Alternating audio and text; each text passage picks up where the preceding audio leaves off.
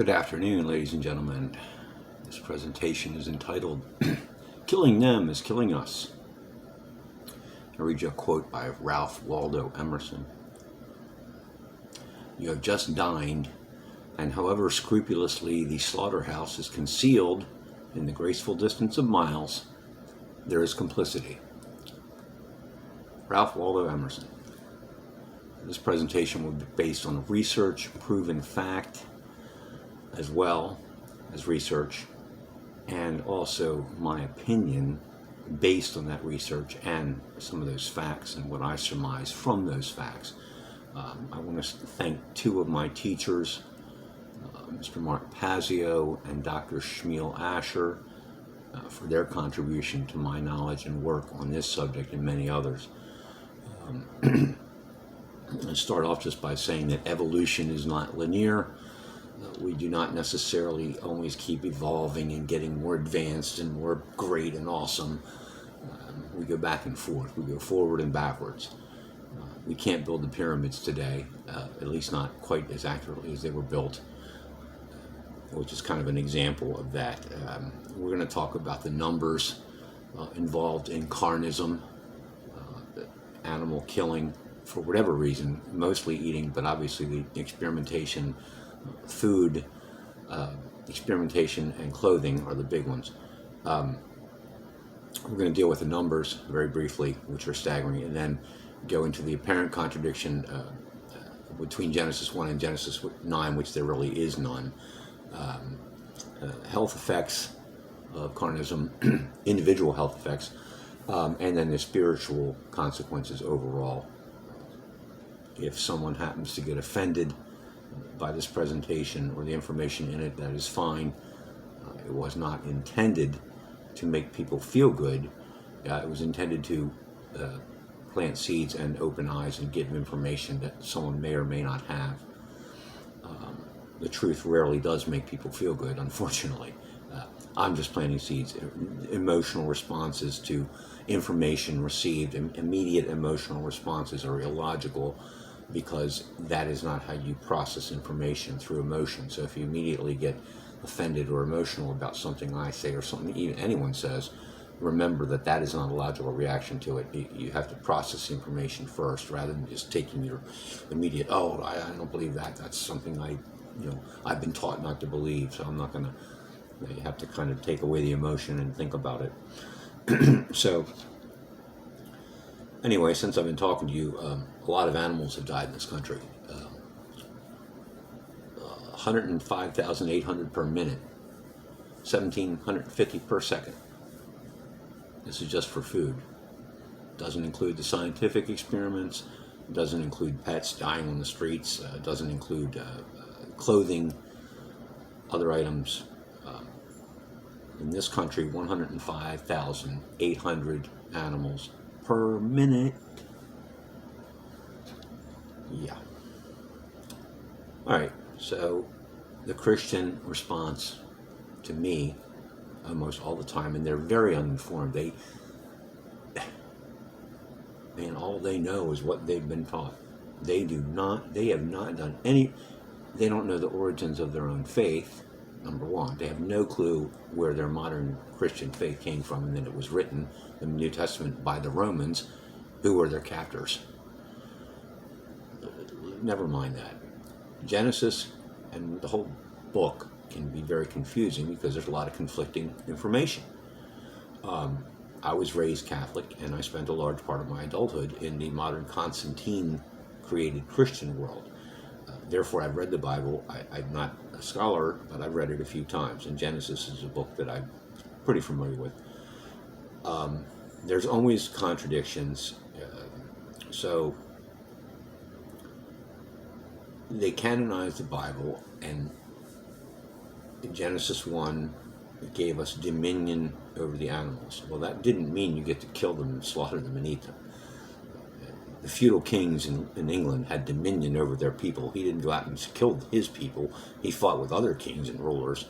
He didn't kill his own people. He had dominion over them. He took care of them. Adam was instructed to name them and care for them. Adam was instructed to name them and care for them, okay? So Genesis 1 has nothing. It basically says you can take care of them. I'm giving you plants and stuff for you and the animals. You get plants. You take care of the animals. Give them names. That's it. Dominion, care. So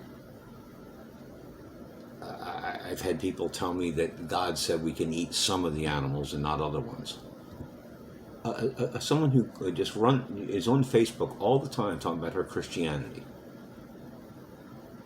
I didn't ask her where that is in the Bible because it's not in the Bible.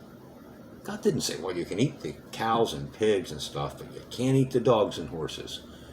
It's not in there. It's ridiculous. It's insanity. If you can eat one, you can eat them all. You can't eat any of them. I didn't embarrass her, okay, by asking her anything. All right, so we get to Genesis 9, which is amazing because when you read it in the modern texts, it says, I gave you the plants previously, and, in a rough way, I gave you the plants previously and stuff, and now I'm going to give you the animals. You can now eat them too. Basically, I changed my mind. Before I just wanted you to take care of them, now I want you to cut them up and eat them. Very confusing. Extremely confusing stuff. So, why? Why is it confusing? Because it makes no sense. So,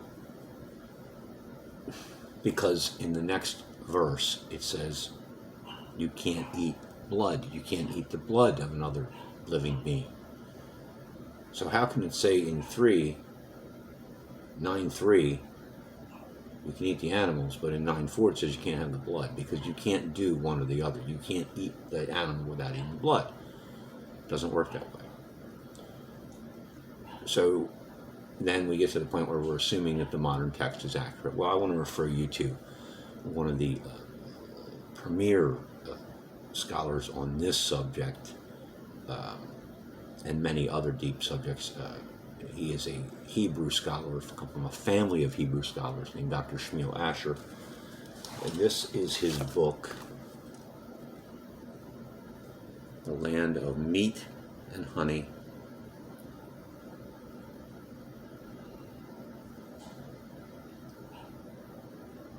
Dr. Asher's book, The Land of Meat and Honey, explains the scriptures, particularly, obviously, Genesis, but even some later scriptures, from the perspective of where they really came from. The Old Testament being particular, obviously, because it is the Torah.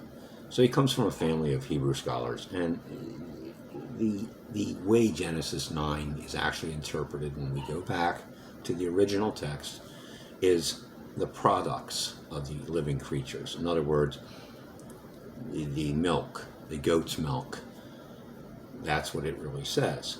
Now, of course, it doesn't say that in your NIV or your King James because, well, we can't have that. We have to have them killing because we have to lower the vibration on the planet. We have to have death and destruction and pain and suffering going on, right? So also the products of every living creature that moves on the land will be food for you as the green herb. I gave you all the products of every living thing.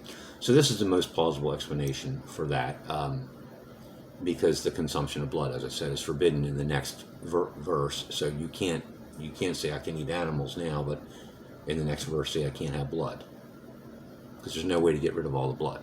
It's impossible. So the text was changed at some point by people with intentions, as I said. Let's get them killing and eating animals because that'll get us in control and have them doing our rituals for us. There are other theories, none as plausible. Yet another variation from the original text, because it makes no sense that all of a sudden he changed his mind regardless of the reason.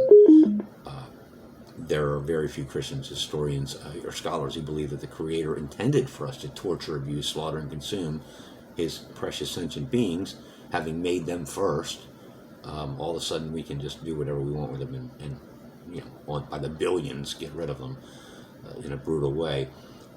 It's also confusing. As I said, in this country, you can't eat the dog or the cat or the horse. In other countries, you can.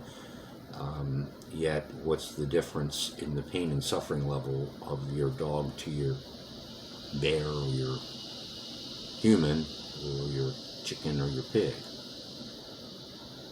We're all mammals. We all feel that knife going through us the same way.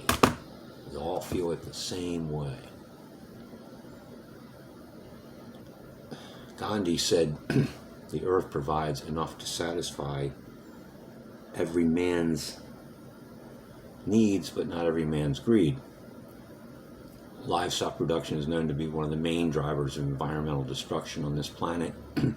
The beef and soy production industries are largely responsible for deforestation in the Amazon rainforest, which is not good, and other areas of South America. The forests, through photosynthesis, remove CO2 and create oxygen, and they're usually burned, which emits even more CO2, along with the CO2 that's not being burned up by the trees being gone in the first place. Meanwhile, as these forests are burning, species after species are wiped off the face of the earth. Methane and nitrous oxide from animal digestion and manure fertilizers are being released in the atmosphere in ever more alarming rates, which, along with record high CO2 in the atmosphere recorded just last month, are destroying our air, and much more than that. It takes 12,000 gallons of fresh water to produce a kilogram of beef. This is not a fair trade. Grazing land, which covers more and more area of the planet as we make more meat, often becomes barren, thereby promoting flooding and erosion. None of this is good for our living space on this surface, this not round surface. And I did not even mention the dying oceans. So do some research on what's going on with the oceans. Just spend an hour of one of your days researching on what's happening with the oceans. If they go and the bees go, it's over. Game over. Done. The health effects of carnism. An old Ayurvedic proverb said, when diet is wrong, medicine is of no use, but when diet is correct, medicine is not necessary. When diet is wrong, medicine is not, it can help, but when diet is correct, medicine is not even necessary. Makes sense to me. There are a lot of people who don't care about the animals, they don't care about the planet. That attitude alone is bringing us down, but that's okay. That's what you want to do. I mean, I wish you wouldn't, but okay. Do they care about their own health? The difference in lifespan, 6 to 9 years. The fact that the meat that they're eating is just, the stuff that they're putting in it now is just beyond disgusting. But anyway, cancer, heart disease, strokes, osteoporosis, kidney stones, anemia. Now with the stuff they're putting in there, humans are coming up with stuff like listeria and stuff, and foot and mouth disease, because the animals they're eating are full of shit, literally. There isn't an inherent disease. There's not one inherent disease associated with a vegan diet. Not one. Zero. The spiritual consequences are staggering. Gary Francione said, going vegan is not a burden, it's a liberation from being part of the violence and death that remains that humans unjustly impose on the vulnerable. I'm real concerned with this consequence, this spiritual, cosmic stuff. I'm not going to die from a meat-based diet because I don't eat it. I'm not going to be here when the planet becomes uninhabitable, I don't think. I think it's going to take a little longer than that. Collectively, the health issue is financial, really.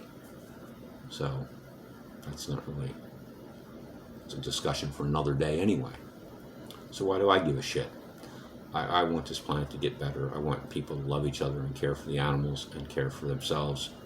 Hating and killing and hurting is no good. Doesn't matter whether it's an animal. They're a species. Speciesists, our species is special, but their species, nah, we get to eat them. Yeah, right, okay, sure. Just like being a racist. Well, I don't like the black people, I get to kill them. Well, no, it doesn't work that way. Speciesism is the same way. We might be getting away with it now, but we ain't going to get away with it forever. So pain and suffering are wrong, are bad, and should be eliminated. I actually had a meat eater tell me that they didn't participate in the killing of animals. Someone who eats meat pretty much every day. Oh, because it's already packaged and done, you don't participate in it. Oh, really? Oh, that's... yeah, right. We can live without it. We can live longer, 6 to 9 years. People get offended when I tell them I don't eat meat. They get angry. Why would you get angry? Why would you care what my choice is? You know why you get angry? Because you're guilty. That's why you get angry. That's why you get weird about it. I mean, a guy tell me, oh, you'd eat a human if you had to. Well, yeah, maybe. But I'll tell you what, I'd eat every fucking thing else first before I'd eat an animal.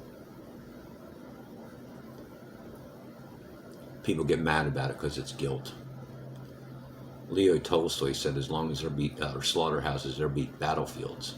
Yeah, as long as we keep killing them, we'll keep killing each other. It's because they are all the same. We're mammals. Killing is killing.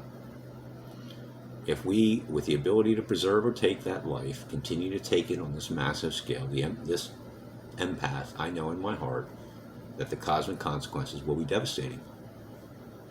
No creator of that life would have it destroyed in such dizzying numbers and in such a way. And we're going to be judged on how we treated our fellow sentient beings. Not just other humans, sentient beings. We're treating other humans like shit, too. And with the wars, starvation, 850 million starving people. With people with billions, trillions, the Vatican with trillions. Come on. The irony of our treatment of them is that we literally torture them and treat them hideously, and most people need them for food, clothing, research, and all these other things, but yet we sit there and treat them like shit and abuse them. We not only kill them, we kill them in hideous ways. Biting the hand that feeds, clothes, everything. Rudyard Kipling said of young men dying in World War I, if they ask you why, or going to World War I, if they ask you why we died, tell them that our fathers lied. The meat industry is lying. If their buildings had glass walls, I wouldn't even be talking to you. It would be done. Game over. If their buildings had glass walls, everyone could see, drive by and see. No. It's not an industry, it's an atrocity. It's a scam. A right is an action which does not harm another sentient being. Animals are sentient. Can't justify it. Justification is making a right out of a wrong. Can't justify it. I've run over animals driving down the road, felt their bones crush under my tires. I'm in the car, you feel the crushing, you can feel it in the car. You feel their bones crushing. I know meat eaters have done that too. Does that make you feel good? Do you feel good when that happens? Does that make you feel awesome? That animal went under my tires? Of course not. It makes you feel sick. The strong, stronger, and more physically able, more intelligent, don't have a right to harm the weak, the children, the innocent, the elderly, the sick, abortion, any of this stuff, mentally ill, or animals. Because you're stronger and you have the ability to harm them. The wrong choice is harming them. The correct choice, morally, in your Creator's eyes, is not harming innocent life. Period. I'm going to spend the rest of my life trying to end this and abortion and some other things that are causing innocent people to die, or innocent beings to die and be hurt. I don't have to worry about my behavior being responsible for what goes on in those hideous places.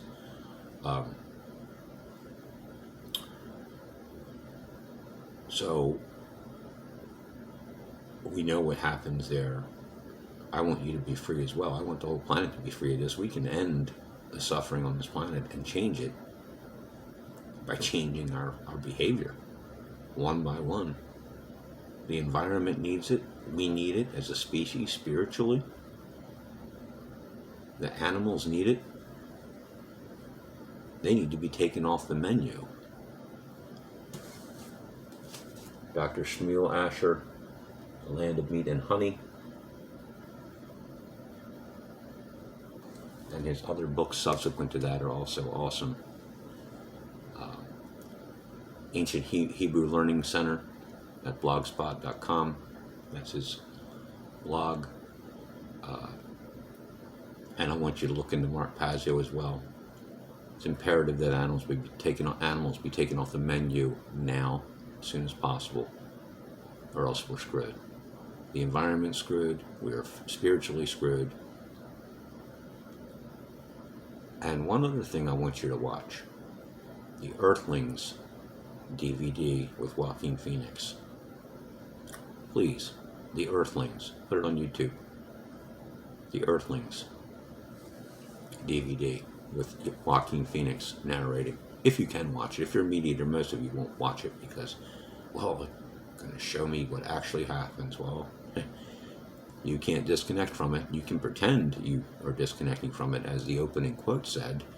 You know, that slaughterhouse is miles from the restaurant. Sorry. It could be on the other side of the frickin' planet. There's still culpability. Thank you.